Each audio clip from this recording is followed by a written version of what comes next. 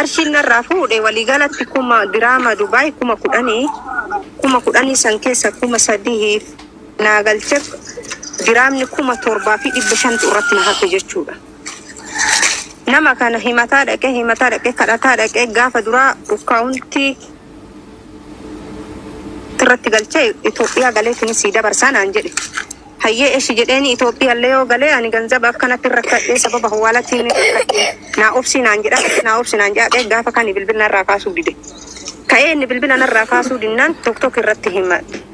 TikTok irratti illee himannaan namnoonni hedduu maqaa isaa hin dhayini inni gaafannaa jedhanii jaarsota lakkaayanii jaarsonni sun guruuppii hidhanii jechuudha himuudhaan gaafatan. Gaafatanii jennaan haqumaa ganzaba na biraa hin qabdii haga ka'ee hin rakkadhee naa obsituu jedheen jaarsotallee. Hayyee eshi jedheeni jaarsotallee qaxara dhaqee gaafa kaanii jaarsota ofirraa biloog godhe.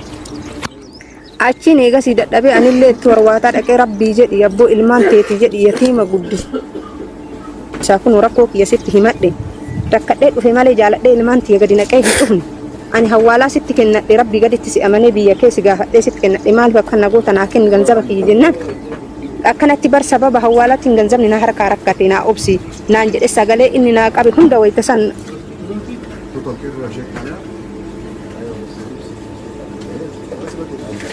warra in ergee gaafa kaanii jaarsonni hin gaafatanii jaarsota ofirraa bilookee ka'eet mana haadhaatti madhee mana haadhaatti irratti illee hin waamanii cinaa amane cinaa kaade gaafsanillee jechuudha.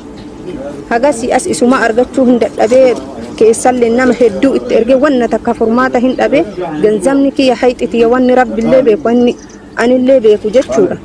Kuma diraama Dubaay kuma 7,500 edetti bulinaa hin kennine bilbilallee na bilookee isa argachuu hin dandeenye dadhabee dhukkubsadhee eegas uummanni ofiitii tikkeetti narraa muree warri katiilallee narraa muruu didanii kontiraata keenyattiin inaan jedhanii an sababa saniin baay'ee dhukkubsadhee an jennaan uummanni eegas mataa ofiitiin tikkeetti narraa muranii na galchan jechuudha. Urga sanii immoo ani miidiyaa irratti deebi'ee isa hin soofne gara isa soqu wallaalee rabbumatti madhee udda sanii akkatti rakkataa jira ilmaan wajjiinii fi kiyyallee na dhukkubaa haakimirra deemaa jira.